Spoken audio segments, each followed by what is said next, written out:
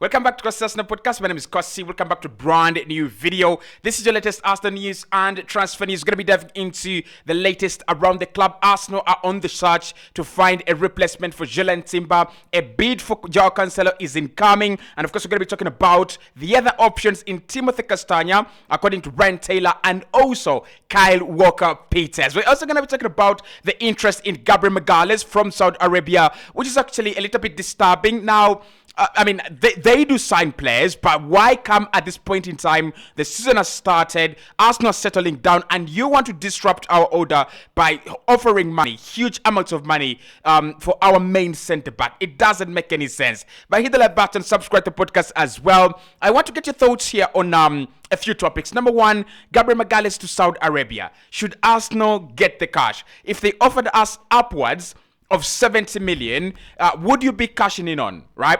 Would you actually accept 70 and above for Gabriel Magalhaes, or you still think he's a very vital part of this Arsenal team now that Timber is injured? Actually, he's untouchable. In my opinion, Gabi, whether Timber is around or not, Gabi is untouchable for now. The other topics is Kyle Walker-Peters and Timothy Castana. Now, both of them are played in the Premier League, and both of them have actually been relegated last campaign with Leicester City and Southampton, respectively.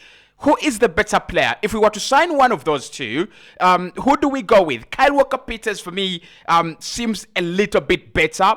But when you look at Timothy Castana, 27 years of age, experience as well, you might actually want to go there.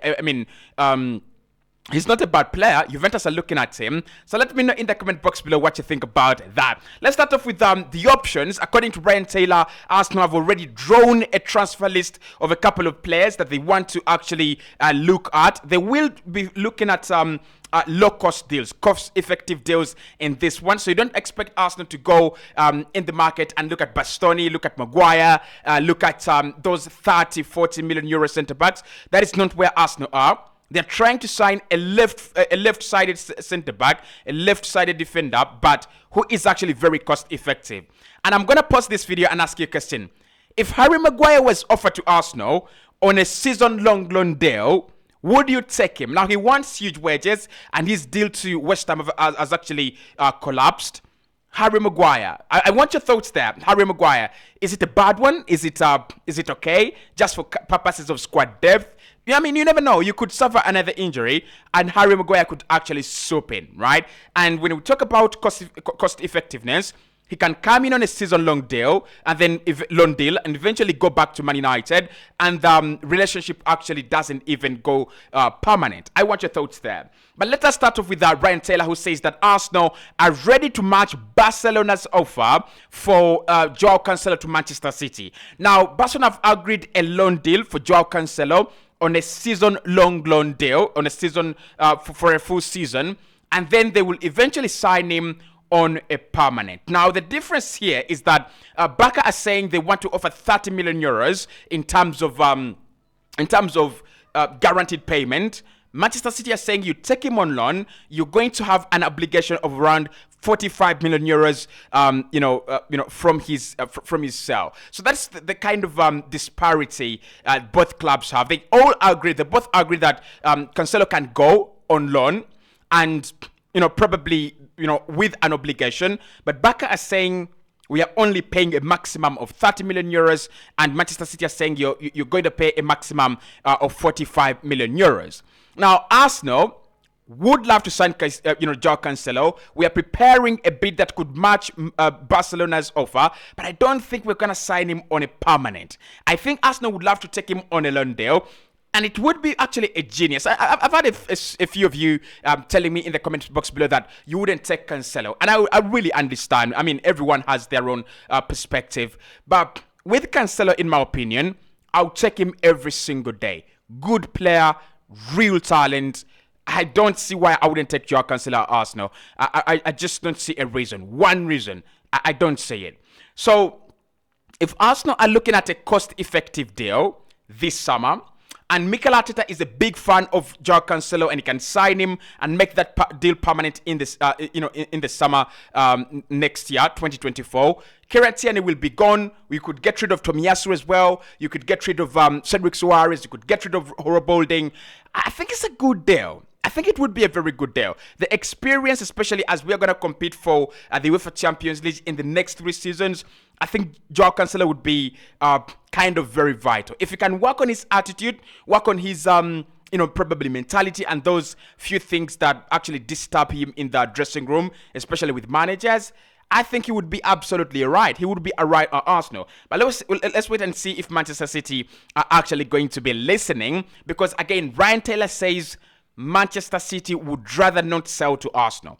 That is where they are. They're at a point where they need money. They need to offload a player. Arsenal need that player, but they would rather not sell to Arsenal. So I won't be surprised if Cancelo goes to Barca for even a deal that actually doesn't really financially give Manchester City a lot as compared to what Arsenal would have offered.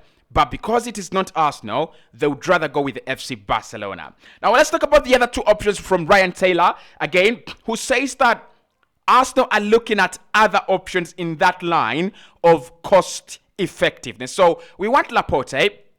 Laporte would cost in excess of maybe 35 million euros, and Arsenal are not prepared to go down that route. So the other 2 options are Kyle Walker-Peters with relegated Southampton. My problem with Southampton, they have lost James Ward-Prowse. That is, only that is going to make it very difficult to lose another player for them. They are also losing Romeo Lavia to either Chelsea or Liverpool, and that just makes them a little bit lightweight. So they will be trying to keep the rest of the players they have so that they can actually have a good shot at coming back to the Premier League next campaign. Okay, but Kyle Walker-Peters, I like. Not a bad player. Not a bad profile, can play on the left-hand side, can play on the right-hand side. Surely, I would have preferred Tino Livramento, the one that has gone to Newcastle. But if you wanted a player who's cost-effective, Tino was never cost-effective. Tino Livramento, I think he cost Newcastle around 45 million euros. That is how good that guy is, and that is how highly rated he is. So, Kyle Walker-Peters would be my first choice. The deal really doesn't make any sense. If you're going to try to replace Jelen Timber and you're bringing in an explosive fullback like Kyle Walker-Peters, it means that we might have to disrupt the order. I don't see him as the player that directly replaces Jelen Timber. Because you look at what Timber offers defensively. That ability known to allow players to turn, that ability to chase down and hunt down strikers and wingers as if they are, terrorists. He's so good, right? His investigation of his pace. We give him a lot of credit, Timber, for whatever he does on the ball, and we actually don't give him credit enough for what he does off the ball. He's also a very good player. So Kyle Walker-Peters I like going forward, but defensively, I don't think Mikel Arteta would achieve the same results playing Kyle Walker-Peters instead of Jelen Timber. But then the other one doesn't make any sense. It sounds like a joke to me. Timothy Castana. It's either I misprofile this guy, it's either I don't understand him, or I've got it right and he's not the guy. I mean, it's about those two. With Timothy Castana, I don't see. It's the same with Aymeric Laporte. 27, I would love the experience. But the experience of what? Of relegation or something?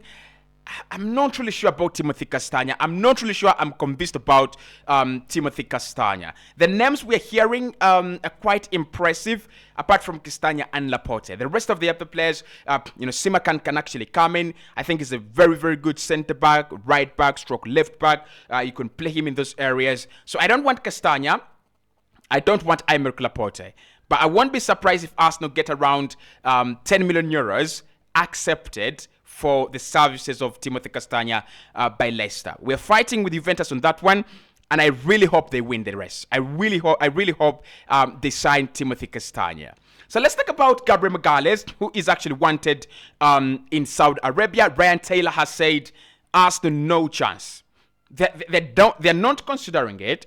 They're not thinking about it. They're not even in conversation internally to think about letting Gabriel Magalhaes go. Now, one thing that we have to clarify here is that Gabriel Magalhaes dropping to the bench over the weekend had nothing to deal with he's gonna go, his unsatisfied tactics, transfers and anything.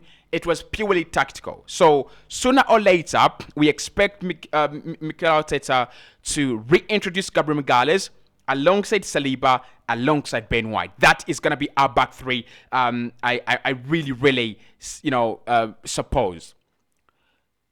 Would I take more than 70 at the moment? No, because any cog in the machine that has a role to play, that we deal with or that we actually misuse, costs us the Premier League, costs us the chance to win the UEFA Champions League in the final edition, right? So for me, I would still say, Gabriel stays. If Arsenal considering selling, then it should be next summer. And then we can get in another huge centre-back. I don't have a problem with Arsenal signing someone like